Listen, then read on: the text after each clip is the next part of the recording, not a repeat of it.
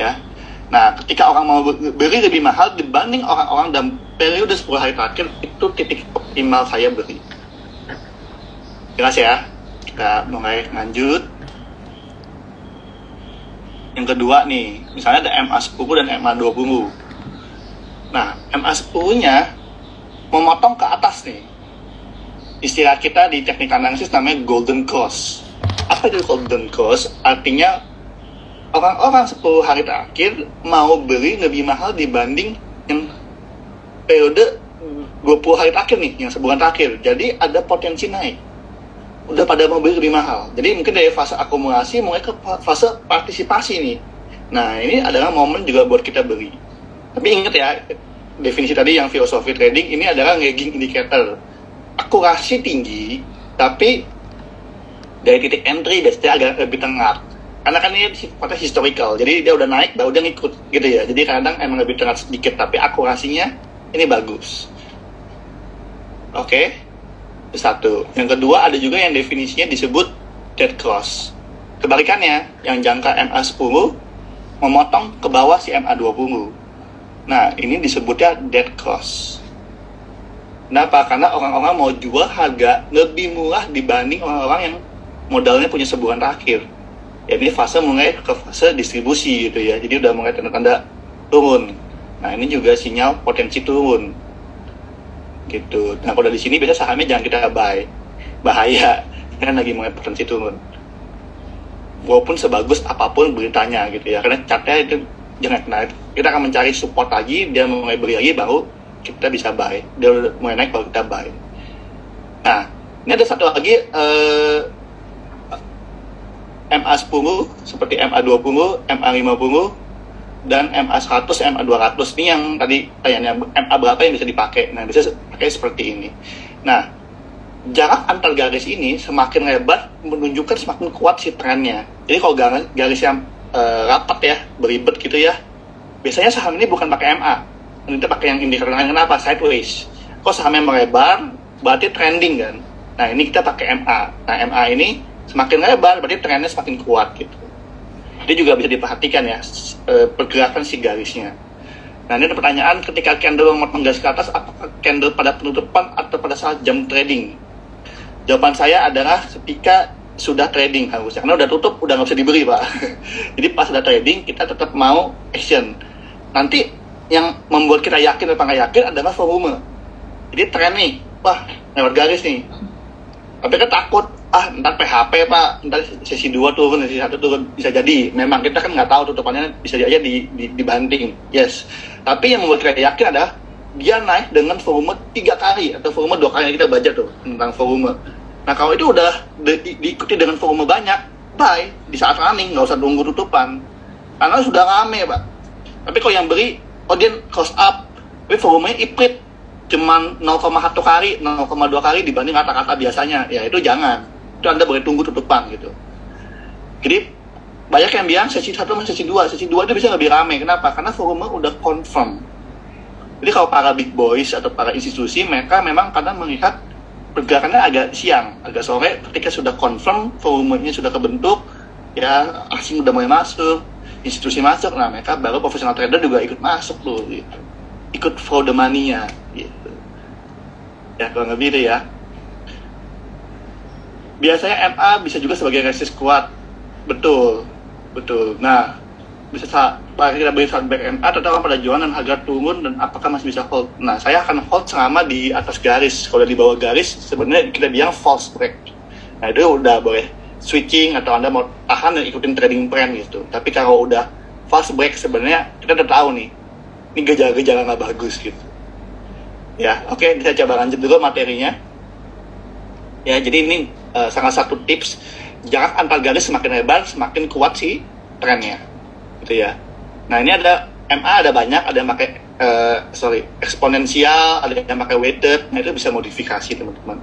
Kalau saya di garis Genesis kok saya lihat catnya cerita namanya cherry lah, grape, lemon, nama buah-buahan karena sebenarnya mewakili warna garis. Nah, itu karena kita nggak pakai moving average simple, kita modifikasi dengan harga kejadian terbanyak. Karena filosofi saya tadi, saya pengen beli di harga modal kebanyakan orang.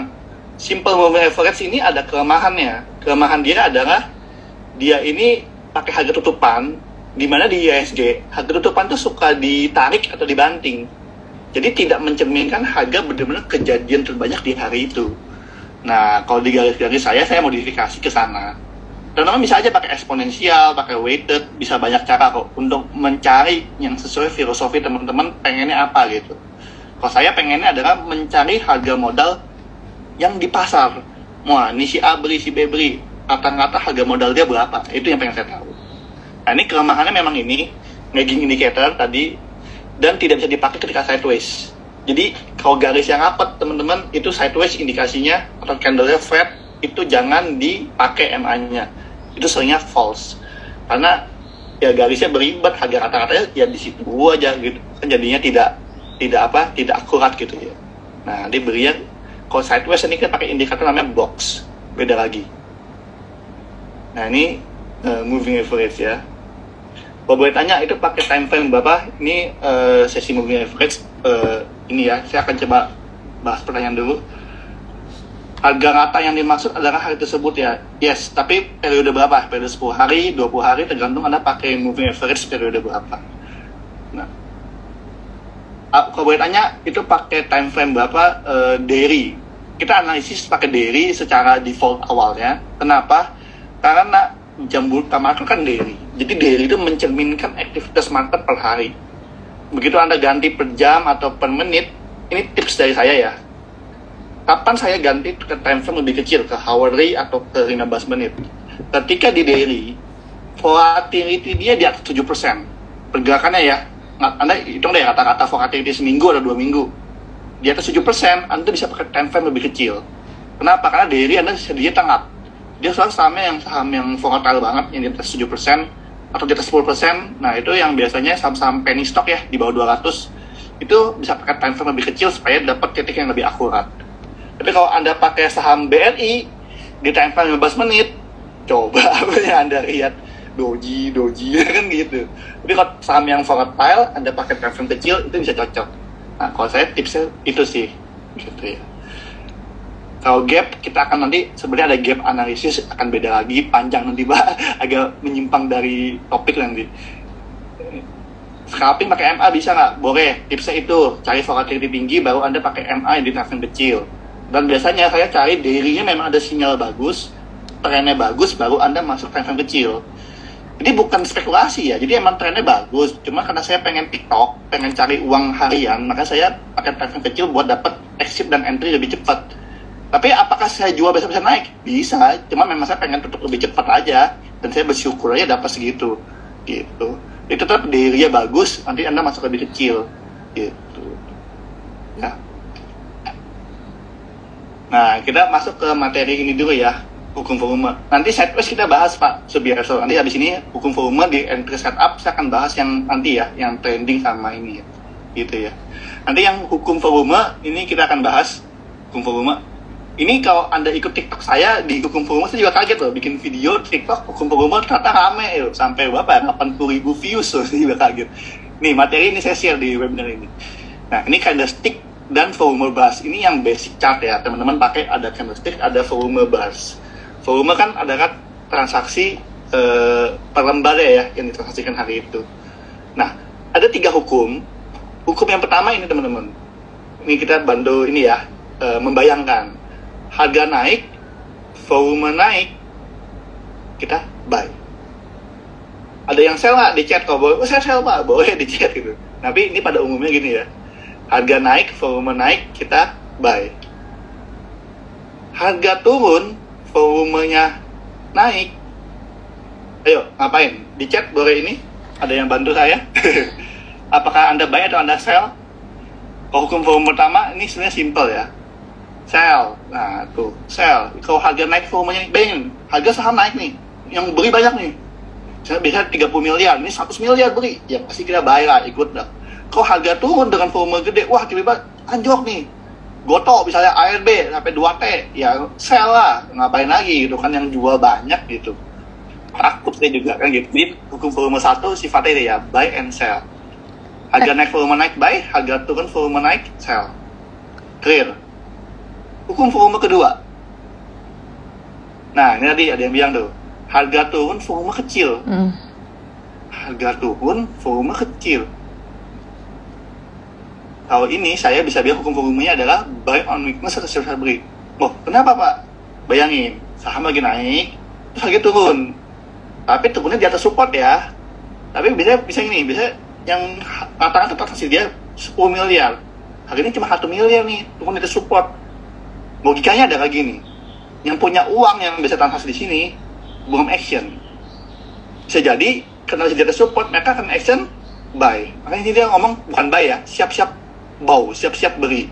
Karena di atas support volume belum ada. Nah, ketika ada pantulan volumenya mulai masuk, kita boleh ikut buy. Itu kira-kira ya, volumenya ya. Nah, harus kita support. Betul. Kalau di bawah support, goodbye. Sesimpel itu.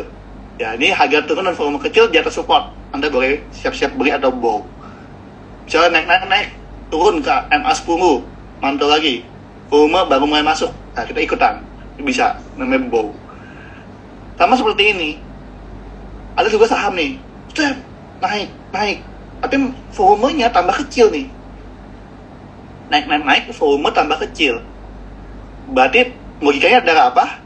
Yang punya barang gimana nih? Kan harga naik nih, berarti udah ada yang beli dari bawah kan. Yang punya barang belum jualan. Karena harga naik, bisa jadi yang punya barang pengen jualan. Maka dari itu kita sell on strength. Kalau harga naik, volume naik kan hukum volume 1 tadi, buy. Kalau harga naik dengan volume kecil, hati-hati. Yang punya barang bisa-bisa pengen jualan. Nah, itu kita akan siap-siap jual atau sell on strength. Nah, hukum volume kedua, bener, yang punya barang gede jualan. Karena harga naik kan. Yang punya barang belum jualan nih, dan wah volume kecil ya itu. Mereka karena belum jualan, mereka udah jualan jadi volume kedua nanti gede gitu. Nah, kita yang retail ya udah lihat nih, waduh, siap-siap jual nih. Nah, itu hukum volume 1 dan kedua. Pakai indikator apa biar mata cepet tangkap? Nah, ini memang butuh ini indikator volume aja sebenarnya, volume sama harga. Nah, bayangin ya, udah 1, 2, yang ketiga. Yang ketiga ini sebenarnya mirip sama yang pertama. Jadi harga naik, volume naik. Tapi kita kombinasi ya. Ini tidak kejadian sehari. Berarti kan kayak lebih ingat sehari ya, hubungan antara harga dan volume sehari ya. Nah, kita lihat nih beberapa hari nih. Harga naik, volume naik. Tapi nanti ada saham yang seperti itu, tapi nggak tembus di harga itu aja. Ya. Goto 400 jeduk. Hari kedua jeduk, ketiga jeduk, keempat jeduk. Pokoknya agak tembus-tembus deh itu level. Nah, itu bisa jadi kalau udah naik dari bawah, nah itu ada indikasi ke distribusi. Karena nggak nembus-nembus beberapa hari di level resisten dengan volume gede. Nah, itu bahaya itu. Berarti naik ada yang jual, naik ada yang jual. Nah, itu dikepok-kepok terus lah, itu indikasi distribusi deh. Trennya udah siap-siap mau patah. Nah, dia nanya, kapan trennya mau patah? Ini salah satu indikasinya. Gitu ya. Ada juga volume gede pas naik, biasanya malah turun dengan volume jual juga besar. Ada, benar. Seperti tadi kita bilang, ternyata itu unik, pasar juga ini seni kemungkinan. Ini hanyalah sifatnya hukum volume tuh rule of thumb. Tapi nggak baku. Jadi nggak ada yang namanya, ini pasti begini, nggak ada. Ini kan hanya indikasi segala macam. Tapi pas dia seperti ini, dia buang penumpang, lalu dia back out lagi, ya who knows gitu. Nah, jadi boleh beli lagi kan, boleh gitu, beda lagi, trading plan baru lagi gitu. Tapi secara hukum, maksudnya secara rule of thumb, kenapa ketika harga naik nggak tembus resisten, wah ini area distribusi, kita bisa taking profit. Tapi apakah bisa naik lagi? Tentu bisa Pak, gitu. Sifatnya ini tidak baku ya, tapi ini adalah rule of thumb kita sebagai guidance, wah ini kira-kira ini distribusi. Karena besok bikin new mau, saya sell. Naik lagi, beli lagi, sesimpel itu. Nah, tinggal setting lagi. Nah, seperti kebaikannya ya, harga turun, volume naik nih, tapi nggak tembus support nih. Nah, jadi turun, tapi ada yang beli terus. Padahal volume kencang loh, yang buang banyak loh, tapi dia katanya ini dia turun, mulai mengandai nih, terus volumenya mulai gede. Nah, ini indikasi yang namanya akumulasi. Ini kejadian beberapa hari ya, nggak jangan sehari, bisa beberapa hari dia mengandai, ada yang beliin terus gitu ya. Nah, kayak kemarin kita sempat lihat Excel. Nah, Excel kan udah turun tuh. Wah, volume mulai naik nih. Tapi kan nggak naik nih, masih di support aja. Nah, ini ada indikasi akumulasi. gitu. Tinggal tunggu aja gitu trading plan. Bisa turun nggak habis itu? Bisa aja, kita kan nggak tahu akumulasinya, jangan masih distribusi kedua gitu kan. Ada juga yang fase itu kan, saya turun lagi, ada juga kan. Gitu. Tapi kalau dia nggak tembus support, sebenarnya ada indikasi akumulasi. Ketika dia mulai reversal, kita bisa spec buy. Nah ini hukum volume ketiga. Saya saham susah, bener. Berapa hari percobaan ya menurut saya biasanya melihat tuh 3 hari 5 hari Pak. Jadi kalau 3 hari itu saya 3 candle nih dari dia nggak nembus satu level yang sama, ini udah indikasi buat saya. Tapi kalau sampai 5 hari saya udah sangat yakin distribusi nih kayak gitu. Tapi ketika saya udah taking profit, kalau saya udah punya barang, saya agak lebih cepat ya Pak tipikal. Tapi kalau yang swing mungkin nahan, tunggu kapan you know. Kalau masih coba ya masih doa besok tembus kan gitu ya. Masih bisa juga. Kalau saya day trader biasanya nggak tembus udah TP uang pegang cash dulu, besok tinggal cari yang lain gitu, cari barang lagi gitu. Tergantung tipikal style juga nanti ya. Jadi ini saya kasih summary hukum volume. Yang pertama ya, harga naik volume naik buy, harga turun volume naik sell. Yang kedua ada bow dan ada SOS. Nah ini yang ketiga.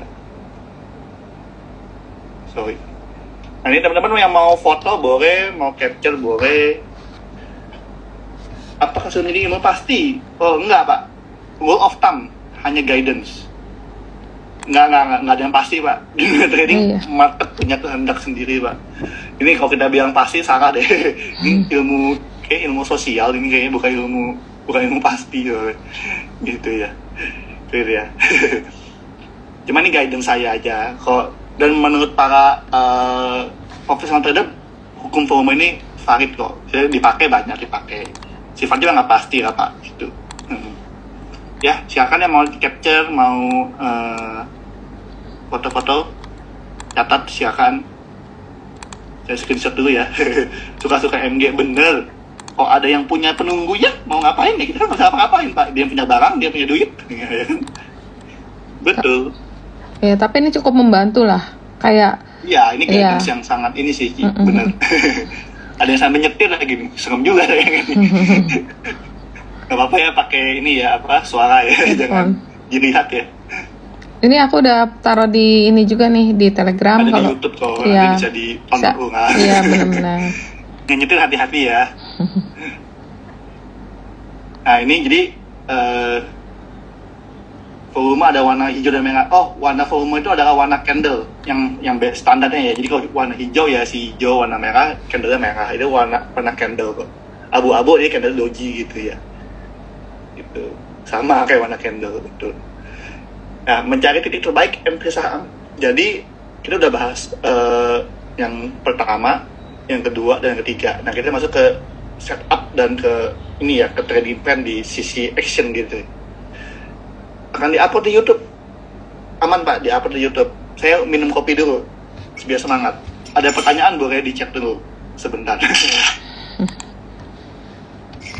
Ya ini tapi hukum volume itu bener loh. Kemarin tuh ada temen aku yang kasih salah satu saham, oh ini bagus, bakalan ada buyer katanya, ada tender offer nanti 1.600. Tapi harga volume dan harga sahamnya nggak inline. Jadi harga sahamnya naik, tapi volumenya turun. Ya ternyata bener, belum sampai sekarang belum ada kejelasan. Itu cukup membantu kok, kayak mata tambahan aja buat kita. I see. Waduh, itu kalau sama sekali 50% beda lagi tuh analisanya. Satu, iya, karena itu takutnya udah di corner ya nggak ada. Candle harga warna merah, tapi di volume warna hijau. Oh jangan Pak, harusnya kalau chart standar ya, harganya candle merah, volume warna merah Pak, volume barsnya. Kalau beda warna berarti dia ada sesuatu kriteria sendiri yang dipakai, mungkin modifikasi indikator ya, indikator standar kayak gitu Pak. Kan bisa tuh kayak tadi Ami Broker, kita modifikasi indikator bisa, tapi ya mungkin tergantung kreatornya. Kalau basic standar kayak trading view gitu, Anda insert volume gitu ya, pasti warnanya sama dengan warna candle gitu. Nah, strategi trading brokerage gimana nih? Nah, kan kita bahas di ini ya Pak, nih di 3 poin terakhir gitu ya. Ini ada yang resen mau di accommodate gak? Gimana itu? Ada yang resen aku ini ya, Oh, oke Pak Puji, silakan kalau mau nanya langsung. Harga turun, volume turun ini hanya bagus saham uptrend Iya. ya. Pak Puji mau Betul, nanya? Pak. Kalau saham downtrend saya lebih suka hukum volume ketiga yang nggak nembus support. Kalau buat bow lebih enak yang saham uptrend. Jangan kalau gini, kalau bow itu definisi saya adalah saham uptrend koreksi di atas Pencet. support dengan volume rendah itu bow. Tapi Mm-mm. kalau saham downtrend terus dia mengandai, Anda ambil istilah saya bottom fishing, Pak. Jadi bedanya bow dengan bottom fishing itu.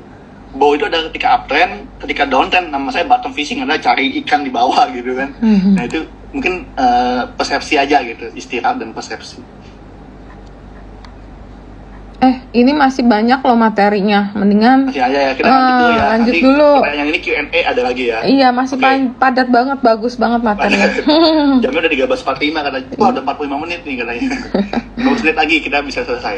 Iya. Jadi entry setup ya, ketika trending dan sideways. Jadi tadi ketika trending kita akan pakai namanya garis trendline, sideways kita pakai box. Nah, kayak ini pertanyaan kita nih trader nih. Pak, beli saham apa? Gitu kan. Belinya kapan? Jualnya kapan? Nah, ini pertanyaan sejuta umat nih. Sejuta umat trader maunya nanya ini. Kalau udah bisa jawab ini, Anda udah profesional trader sebenarnya. Udah nggak butuh orang lagi kan. Anda tinggal lihat ide-ide, Anda tahu oh sahamnya ini, kapan beli, kapan jual. Nah, ini yang penting. Teman-teman mesti bisa jawab dua pertanyaan ini dulu sebelum Anda trading. Ya, jadi kalau Warren Buffett nih ada satu quote bagus, price is what you pay, value is what you get. Belilah saham yang punya value. Jangan beli sampah gitu. Jadi kalau trading tetap cari saham yang punya value. Dia under value, bisa over value, yes jangka panjang. Jangka pendek kan naik turun tuh. Ya kita trading nikmatin aja. Tapi kan sahamnya emang punya value. Anda pegang lebih aman. Nah kalau saham yang sampah-sampah, yang value jelek-jelek, ya scalping lah, stop loss disiplin. Seperti itu nanti konsepnya.